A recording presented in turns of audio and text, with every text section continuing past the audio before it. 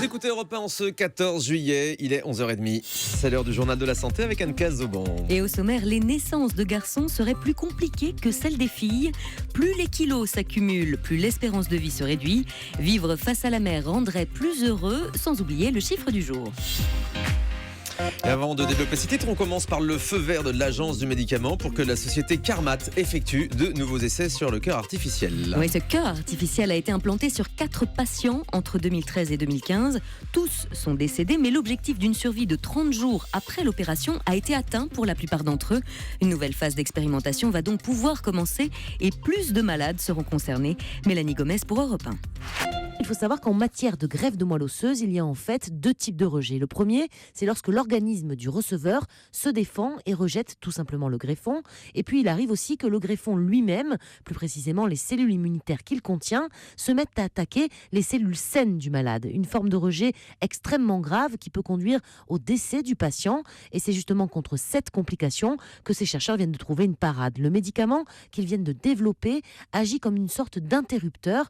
Une seule injection au patient qui stoppe le rejet avant que la situation ne dégénère, explique Marina Deschamps, chercheure en thérapie cellulaire à l'établissement français du sang de Besançon. C'est un petit système qui fonctionne comme un interrupteur marche-arrêt ou on-off qu'on intègre dans les cellules responsables de cette fameuse complication qui nous permet de les garder tant qu'elles sont bénéfiques pour le patient, c'est-à-dire lutter contre les cellules tumorales et qui, lorsqu'elles se mettent à agresser le patient, nous permettent de les éliminer spécifiquement. Lorsqu'on injecte cette petite molécule, on leur donne l'ordre de mourir. Et en fait, elles meurent en se suicidant. Alors pour terminer, les applications de ce nouveau produit ne s'arrêtent pas à la greffe de moelle osseuse. Des chercheurs sont déjà en train d'essayer de le tester dans le traitement du cancer lui-même pour limiter par exemple la toxicité de certains nouveaux médicaments.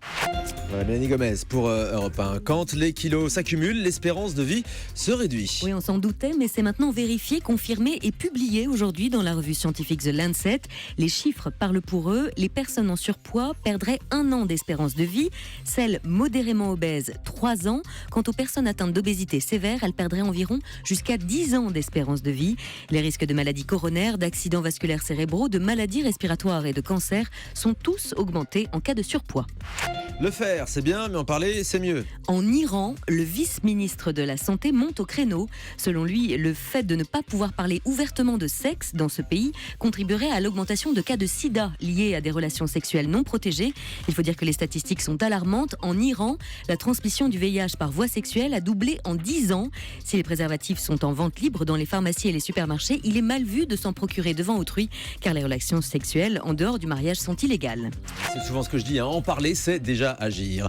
Les naissances de garçons causent plus de problèmes que celles des filles. Oui, des chercheurs australiens le confirment. Attendre un garçon vous exposerait à plus de risques de naissance prématurée.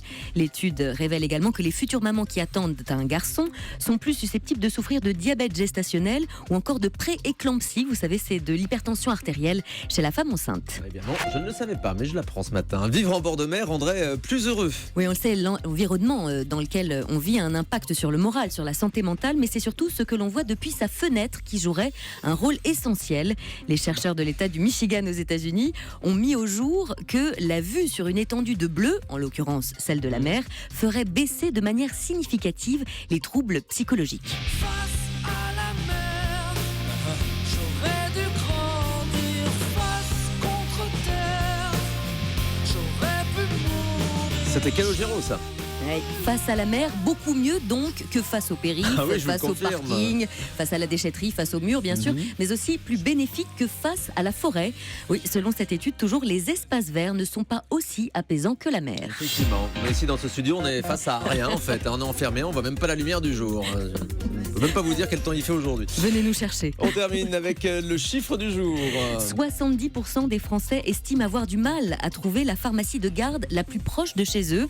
C'est même un vrai casse-tête pour connaître l'officine de garde, à tel point que la moitié des femmes interrogées confient se rendre directement auprès de la police ou de la gendarmerie. Sachez qu'il existe un service audiotel, le 3237, disponible 24 heures sur 24 et qui donne accès au réseau national des pharmacies de garde.